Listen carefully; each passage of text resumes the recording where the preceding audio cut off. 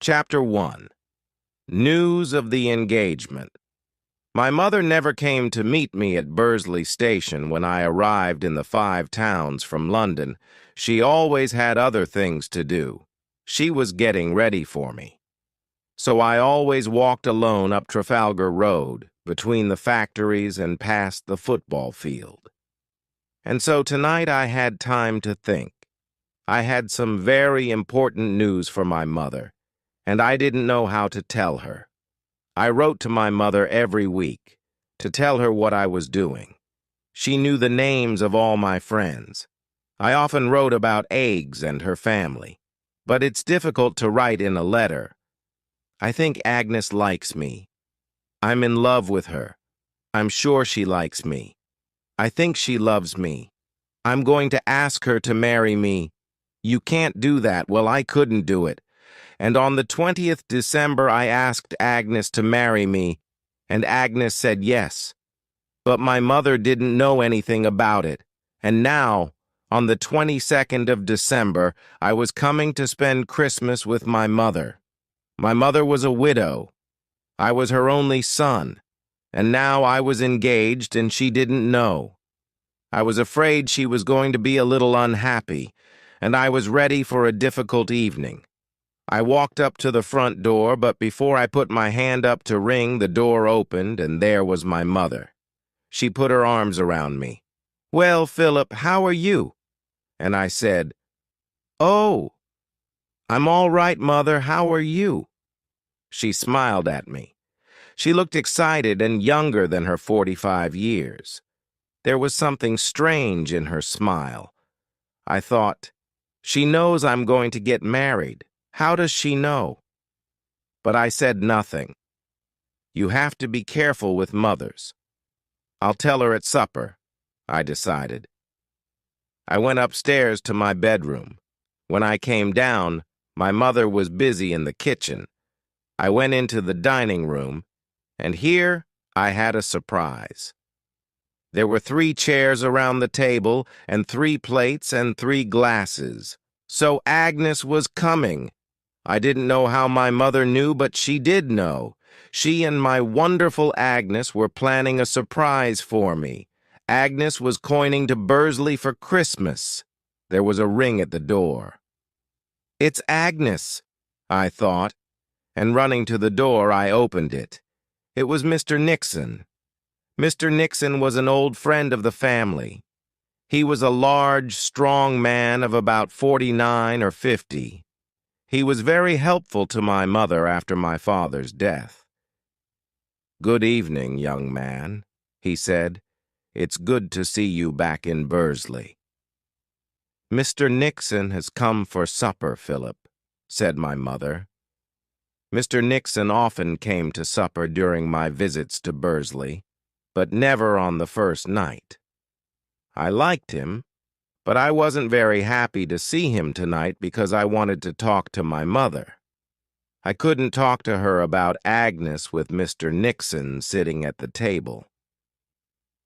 We started our supper. We talked about this and that, but nobody ate very much. I was thinking about what to say to my mother when Mr. Nixon went home. At the end of the meal, I told my mother that I must go to the post office. I had an important letter to post. "Can't it wait until tomorrow, my pet?" my mother asked. "It can't," I said. My letter, of course, was to Agnes. A letter to Agnes could not wait until tomorrow. I walked over to the dining room door. "A letter to a lady?" asked Mr. Nixon, laughing. "Yes," I replied. I walked to the post office and posted my letter. When I got back home, I was sorry to see that Mr. Nixon was still there. He was alone in the sitting room, smoking. "Where's Mother?" I asked. "She's just gone out of the room," he said. "Come and sit down. Have a cigarette. I'd like to talk to you, Philip." I took a cigarette and sat down. I hoped the talk was not going to be a long one. "Well, my boy," he said, "would you like me as a stepfather?"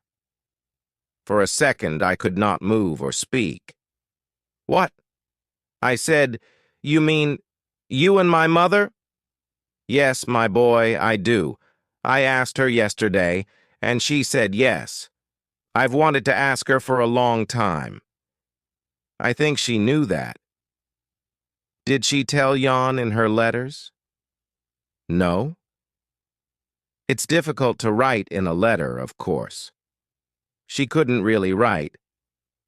"My dear Philip, an old friend, Mr. Nixon, is falling in love with me. And I think I'm falling in love with him. I think he'll ask me to marry him soon."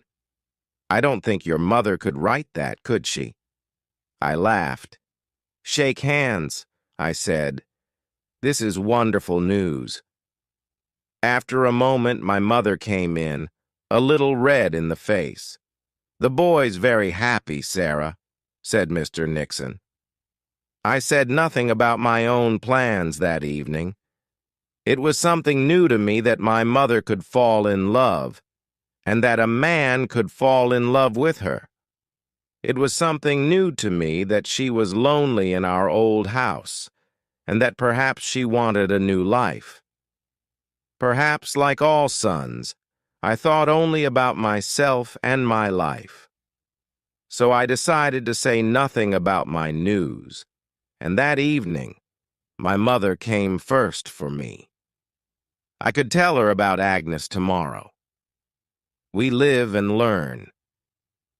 Chapter 2. The burglary lady Dane said, "Gee, if that portrait stays there much longer, I shall go mad. I can't eat any more with it up there." She looked up at the big portrait on the wall opposite the breakfast table. Sir Jehoshaphat said nothing. Lady Dane did not like the portrait. Nobody in the 5 towns liked the portrait. But the portrait was by Cresage, the finest portrait painter in England, and a portrait by Cresage cost £1,000 or more. Sir Jehoshaphat Dine was perhaps the cleverest and most successful businessman in the 5 towns. His business, called Dine Brothers, had one of the biggest pottery factories in England, and their cups and plates went all over the world. Sir Jehoshaphat was rich because he sold his pottery very cheaply and paid his workers very little. But Sir G liked to be important, so he used some of his money to pay for schools and hospitals for the people of the 5 towns. The people of the 5 towns often laughed at Sir G, but they also wanted to say thank you for the schools and hospitals. They decided to give him a portrait for a present, so Cresage painted the portrait, and many people in London thought it was very good. A wonderfully clever portrait of a successful businessman from a small town, a little man who has made a lot of money and who thinks he is very important, said one newspaper. It was not a kind portrait, and many of the people of the 5 towns laughed when they saw it. But Sir Jehoshaphat had to take his present, and to say thank you for it. Now it was on his wall in his home, Snade Castle, and after 16 months, Lady Dane was tired of looking at it. "Don't be stupid, wife," said Sir G. "I'm not taking that portrait down or selling it, not even for £10,000. I want to keep it." But that wasn't true. Sir G hated the portrait more than his wife did, and he was thinking of a secret plan to get rid of it. "Are you going into town this morning?" asked his wife. "Yes," he answered. "I'm in court today." He was one of the town magistrates.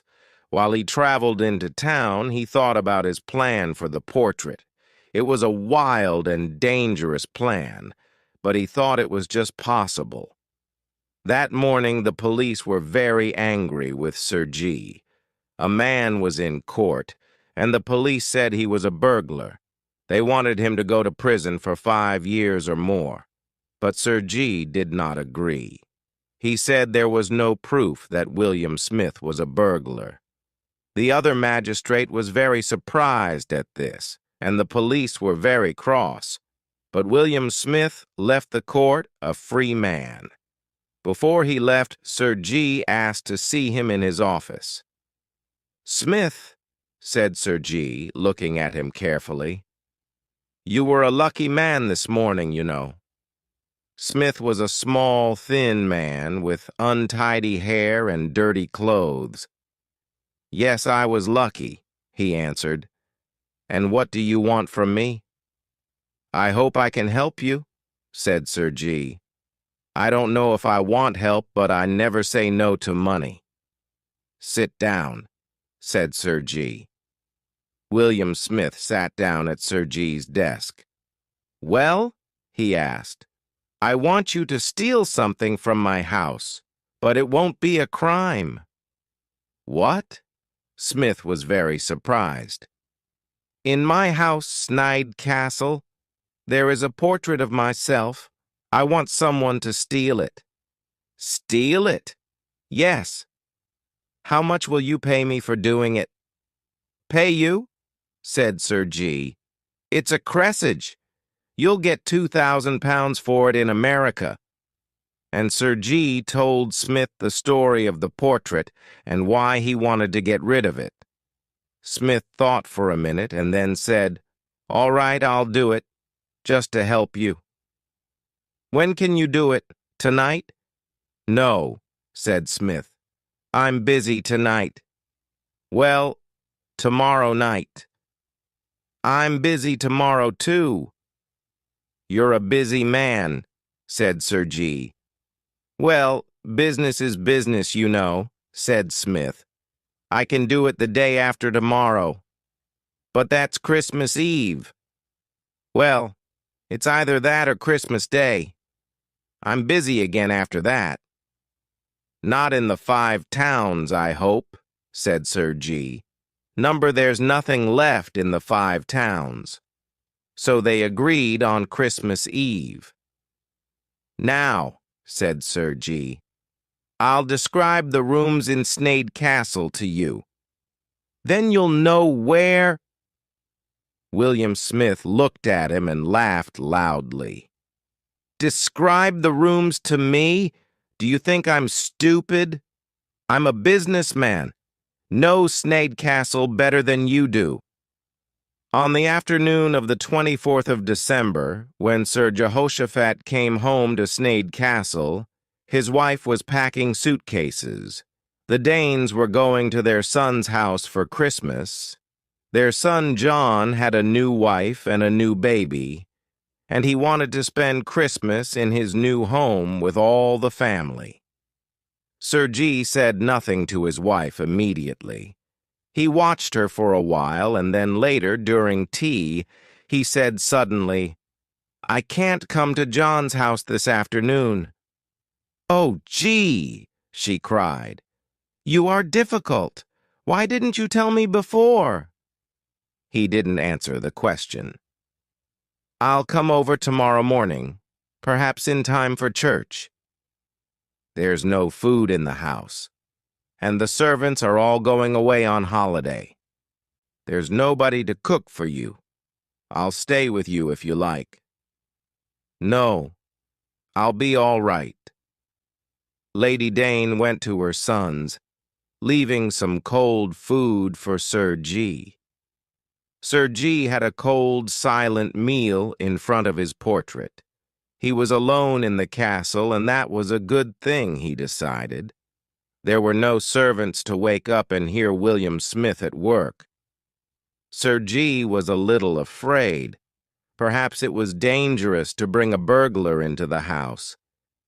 He looked again at the portrait in its big gold frame. "Will he take the frame?" he asked himself. "I hope he doesn't. It's very heavy. I don't think one man could carry that. But perhaps Smith had someone to help him." "Goodbye," he said to his portrait, opened one of the windows for William Smith, and went to bed. He did not sleep. He listened.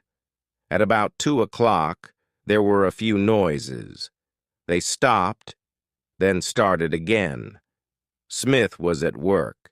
Sir G got out of bed quietly, went to the window and looked out carefully. Two men were carrying something large and square across the garden. So Smith had a friend, and he was taking the portrait and the frame. Sir G went back to bed. He slept for a few hours, and then went downstairs. The portrait was on the floor with some writing across it in big white letters. "This is no good to me." It was the big gold frame that was missing, and that wasn't all. Plates, knives, forks, spoons, cups, everything made of silver was also missing. There was not a single silver spoon left in the castle. Chapter 3, Beginning the New Year. We are slow, silent people, we of the 5 towns. Perhaps it is because we make pottery, which is slow, silent work. There are many stories about us and how slow and silent we are. These stories often surprise the rest of the world very much, but we just laugh at them. Here is an example. Toby Hall was born in Turnhill, the smallest of the 5 towns. Last New Year's Eve, he was traveling by train from Crewe to Derby, which was now his hometown. He got out of the train at Knype, in the center of the 5 towns, for a quick drink. The station was busy, and he had to wait for his drink. When he returned to the train, it was already moving. Toby was not a young man. He couldn't jump on the train, so he missed it. He went to speak to the man in the station office. "Young man," he asked, "when's the next train to Derby?" "There isn't one before tomorrow." Toby went and had another drink. "I'll go to Turnhill," he said to himself slowly, and he paid for his drink. This was his first visit to the 5 towns for 23 years, but Knype Station was still the same, and so were the times of the trains to Turnhill. The train was the same, too. In 20 minutes, he was leaving Turnhill Station and walking into the town. He walked past a number of fine new buildings. In the town center, almost everything was different. He walked on into smaller streets and at last came to Child Row. The old houses here were the same as always, and he looked at one small house very carefully. The light was on, so there was somebody at home. He crossed the street to the house. It was a special house for him. Number 11 it was, and is, because 24 years ago it was his home. 24 years ago, Toby Hall married Miss Priscilla Bratt, a quiet woman of 23. The house belonged to her. The two young people were perhaps not really in love, but they liked one another. Their only problem was the house. Priscilla often said that the house belonged to her. Toby knew that. Everybody in Turnhill knew that. She didn't have to say it so often. Toby asked her not to, but she didn't stop.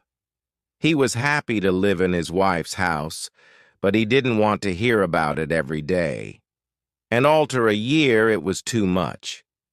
One day he put some things in a bag, put on his hat, and went to the door. "Where are you going?" asked Priscilla. He stopped for a minute, then answered, "America." And he went. It was not difficult for Priscilla. She did not think that Toby was a very good husband. She could live without him. She had her house and some money. Toby went to the bank and got all his money and sailed off to New York on the Adriatic. From New York he went to Trenton, New Jersey, which was the 5 towns of America. Toby was a good potter, and he found work easily. After a year, he asked a friend to write to Priscilla and tell her that he was dead. He wanted to be a free man, and it was only fair for her to be a free woman. After a few years, he returned to England. He changed his name from Hall and started work as a potter in Derby. He did well, the money was good, and he didn't have much to spend it on. He lived quietly, working all week and going fishing at the weekends. And now, because of a visit to Crewe, a train, and a drink, he was in Child Row and crossing the street to number 11. He knocked on the door. Many doors in the 5 towns opened slowly and carefully, and so did this one. It opened a few centimeters, and a woman looked out at Toby. "Is this Mrs. Hall's?" he asked. "Number, it's not Mrs. Hall's. It's Mrs. Tansley's." "I thought—" The door opened a little more. "Is that you, Toby?" "It is," answered Toby, smiling a little. "Well, well," said the woman. "Well, well." The door opened a little more. "Are you coming in, Toby?" "Yes," said Toby, and he went in. "Sit down," said his wife. "I thought you were dead. Someone wrote to me." "Yes," said Toby, "but I'm not dead." He sat down in a comfortable chair by the fire. He knew the chair, and he knew the fire. He put his hat on the table. Priscilla locked the door again and sat down herself. Her dress was black, and like Toby, she was getting a little fat. "Well, well," she said. "So you've come back?" "Yes." They were both silent for a minute. "The weather's cold, isn't it?" he said. "Yes, it's been a cold winter." Another silence. What were they thinking and feeling? Perhaps they weren't thinking anything very much. "And what's the news?" he asked. "News? Oh, nothing special." There was a picture above the fire. It was a picture of Priscilla when she was young. It surprised Toby. "I don't remember that picture," he said. "What?" "That." He looked up at the picture. "Oh, that. That's my daughter." "Oh." Now Toby was surprised. "I married Job Tansley," said Priscilla.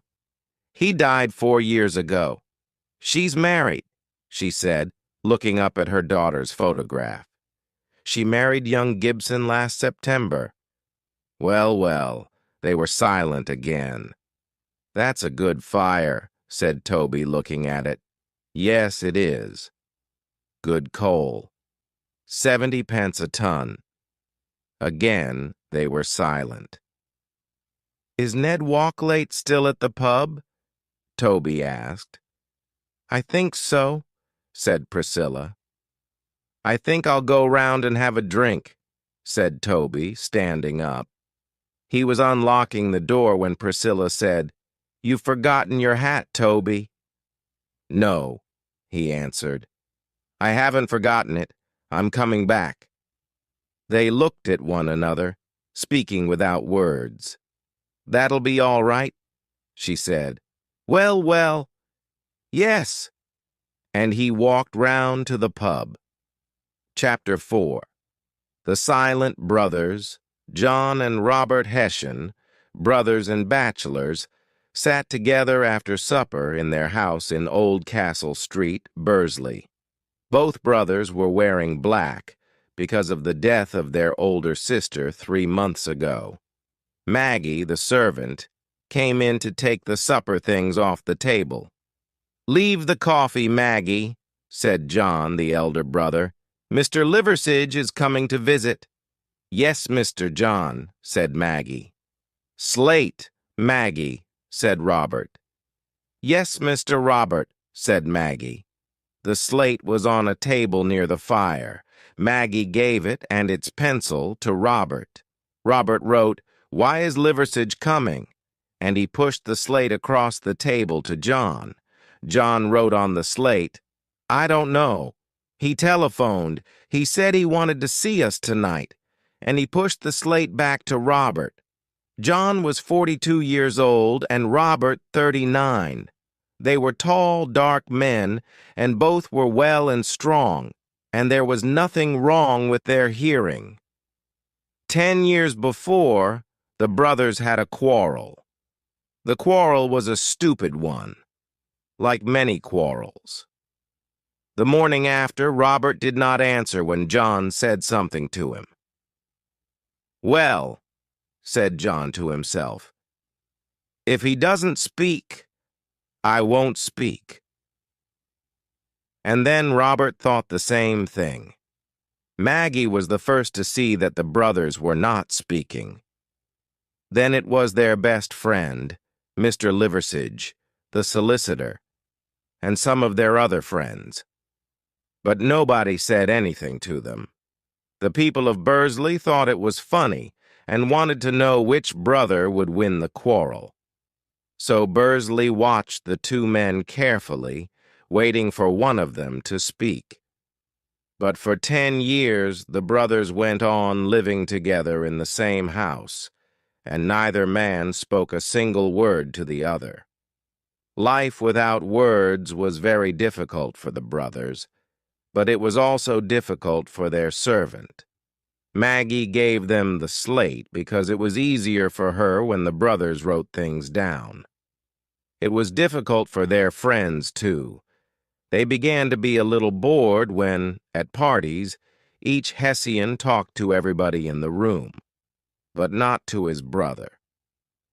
There was just one thing wrong with this beautiful quarrel. The brothers worked together in the same pottery factory, and sometimes they needed to speak on business. But they spoke very coldly, and only inside the factory walls. And every evening Bursley watched the two brothers while they walked home, one man 5 meters behind the other. How stupid it was! But Bursley said nothing. The conversation by slate that evening was just finishing, when there was a knock at the door, and Mr. Powell Liversidge came in. He was an old friend of the two from their school days. He was also a bachelor, so his evenings were free. He came to see the Hessians every Saturday night, and usually John or Robert went to see him on Wednesdays, but today was Thursday. "How are you?" asked John, lighting a cigarette. "Well," replied Liversidge.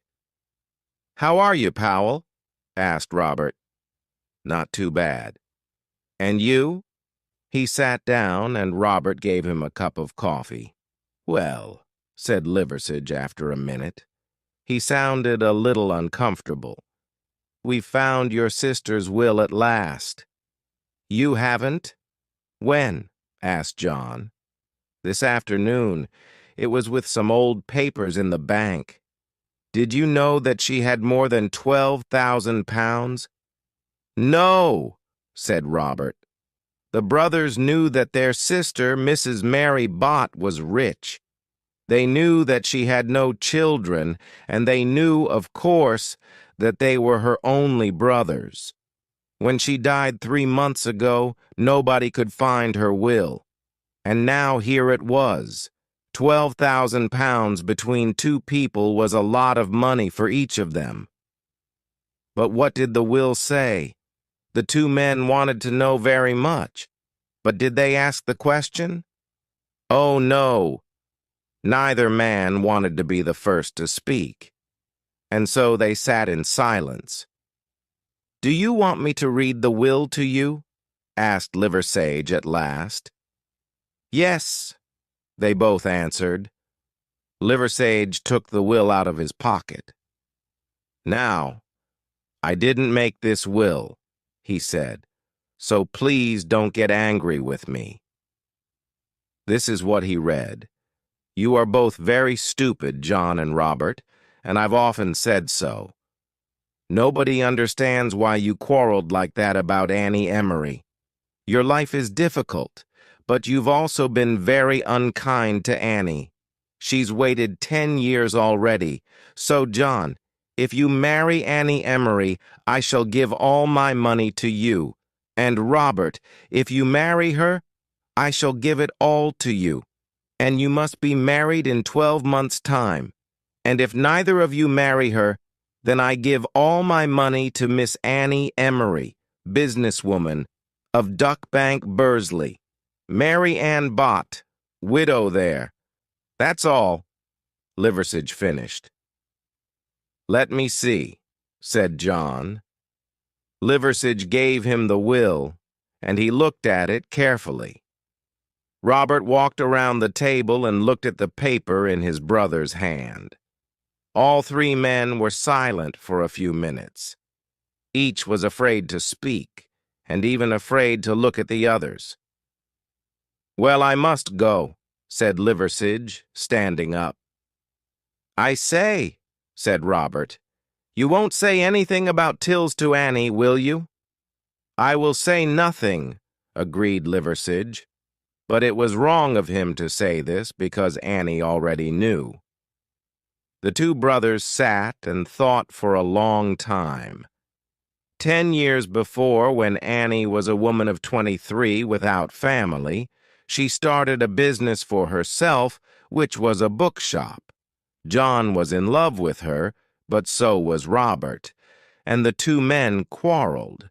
They said very unkind, very unbrotherly things, and they were both very angry. Because of this, and because they were stupid, they each decided not to marry Annie. Each man wanted to show the other that he was the better, kinder, nicer brother. And so, they did not speak for 10 years. And poor Annie Emery, who wanted to marry one of the two, but could not decide which, did not marry anyone. At 2 o'clock in the morning, John took a penny out of his pocket. Who shall go first? He asked. Robert felt very strange. His elder brother was speaking to him for the first time for 10 years. For a minute he couldn't speak. John tossed the penny and put his hand over it. Heads or tails? He asked. Tails, said Robert, but it was heads. On Friday evening, John knocked on the side door of Annie Emery's shop. While he stood there, he began to feel afraid. He still wanted to marry Annie, that was true. But how could he explain the last 10 years? He began to hope that Annie was not there, but the door opened, and there she was. Mr. Hessian, she cried with a bright smile. I was just walking down Duckbank, he said, and I thought... And in 15 seconds he was inside the house, sitting down asking her the next day. And in another 5 minutes he was asking her to marry him, then and there. She moved away from him quickly. It's very sudden. I must think about it, she answered. How happy he was. Her answer would soon be yes, he was sure. Will you be at church on Sunday? She asked. Yes. If my answer is yes, I shall wear white flowers in my hat. I prefer to give you my answer like that, without words. And if I am not at church next week, I will be the week after. I understand, he said. And if I do see those flowers, perhaps I can come to tea. Yes, but you mustn't speak to me when I come out of church. He walked home down Oldcastle Street. He was a happy man, and he felt much younger than his 42 years. She was not at church on Sunday. Robert was away on business most of the week, and John was alone in the house. For many hours he sat at home thinking about the next Sunday. Robert returned home on Friday. On Sunday morning, John was up early. He put on his new shirt, which came from the best shop in Hanbridge. Robert was also out of bed early, and he was wearing a new shirt and a new suit. They had a silent breakfast. "I'm going to church this morning, Maggie," said Robert, finishing his breakfast. "Where are my new shoes?" This was a surprise. Robert did not usually go to church. They walked to church, with John 50 meters in front of his brother. When he came into the church, Miss Emery was not there. The service was beginning when she walked in. She was wearing white flowers on her hat. There were about 155 white flowers. Her hat was like a coming round the comer at the other end of Duck Bank. They met outside Annie's door. "What are you doing here?" asked Robert angrily. "I'm coming to see Annie," replied John, also very angry. "So am I." "Well, you're too late," said John. "I've asked her to marry me, and she has said yes." "Don't be stupid," replied Robert. "She's marrying me." "When did you ask her?" asked John. "On Friday? And did she say yes?" "Not on Friday, but her answer was to wear white flowers at church this morning." "That was for me," said John. The quarrel went on for some time. "Come on," said John. "Let's go home." "We can't talk in the street. Annie will see us from her window." They walked home quickly, and the quarrel went on at home all afternoon. It got noisier and angrier, and at 6 o'clock Maggie came into the room. She told the brothers that they must stop fighting at once. She then told them that she was leaving their house forever. "Why did you do it, my pet?" asked Powell Liversidge. He and Annie Emery were sitting in the garden of his house in Trafalgar Road. "Why did I do it?" asked Annie. "Oh, they were so stupid, Powell. I know they're your friends, but really, for 10 years they said nothing to me, and then, because of their sister's money, they come to see me. And Powell, they were so stupid. They really thought that I liked them. I wanted them to meet at my house because I wanted to tell them what I thought of them. But I was watching from my bedroom window when they met in the street. They started to quarrel again, and then they went away." "They'll be angry with me, I'm afraid," said Powell.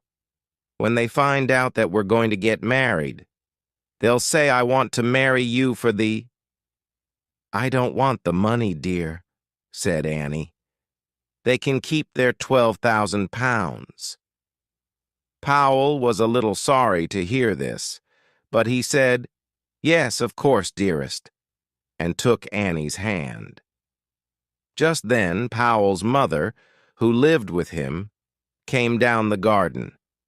"Powell," she said, "John Hessian's here. He wants to see you."